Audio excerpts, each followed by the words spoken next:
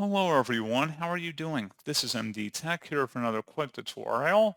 In today's tutorial, I'm going to show you guys how to make or display the taskbar on the bottom of the screen on your Windows 10 laptop, tablet, or desktop computer. So this should hopefully be a pretty straightforward process here, guys. And without further ado, let's go ahead and jump right into it. So all you have to do is right-click on the taskbar, and where it says lock the taskbar, make sure that it's not check marked in there.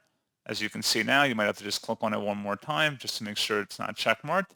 And then just drag it to the bottom of the screen using your mouse. And then when you're done, right click on the taskbar again, select lock the taskbar to lock it so it doesn't accidentally move around. And that's all you have to do. So pretty straightforward process, guys. And as always, thank you for watching. I do hope that was able to help you out, and I do look forward to catching you all in the next tutorial. Goodbye.